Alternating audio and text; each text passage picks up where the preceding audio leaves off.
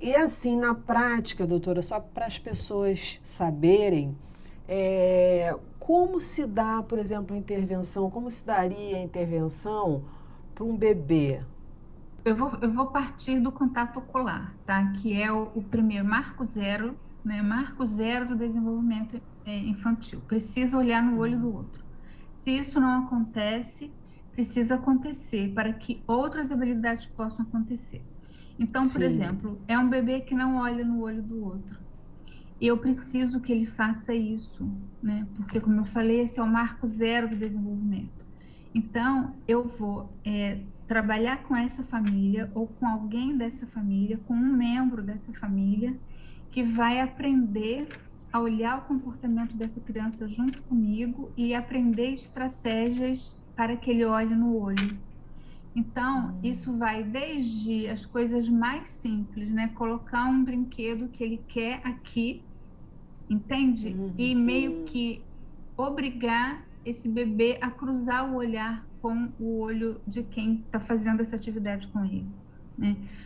Depois disso, né, uma vez que isso funcionou, né, eu preciso que ele faça o apontar. O que que é o apontar? É a primeira comunicação do bebê que fala sobre leitura de intenção, ou seja, a criança aponta porque ela quer que o outro olhe para aquilo que ela está olhando, certo? Então, na certo. medida em que a criança não aponta, eu preciso ensiná-la a apontar. Como é que eu faço isso? Um exemplo é colocar algo que ela quer no campo visual dela, mas fora do alcance da mão dela.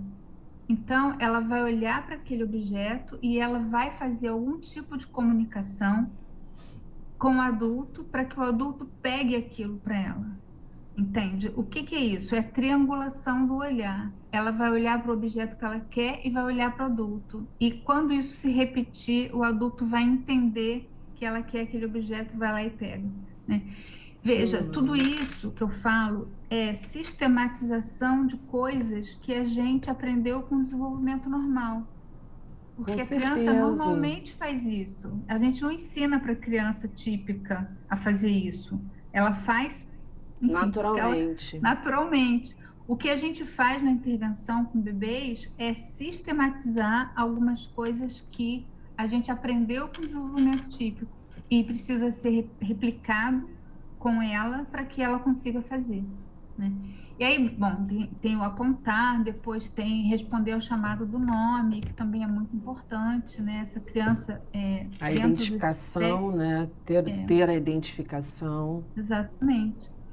Então, dependendo de onde é que está a falha no desenvolvimento da criança, a gente vai montar as estratégias para ela, né? Por exemplo, se é uma Entendi. criança que já olha no olho, eu parto para o ponto seguinte. O ponto seguinte é apontar. Depois que ela apontar, ela vai triangular o olhar com o olhar do adulto.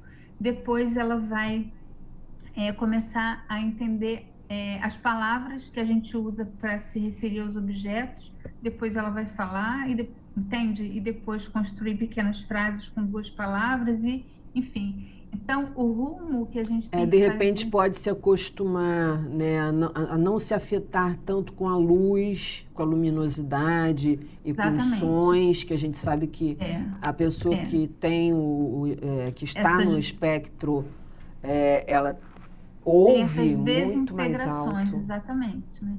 Então, por isso que eu falei lá no comecinho que a gente vai encaminhar para os especialistas que forem necessários para trabalhar as demandas daquela criança.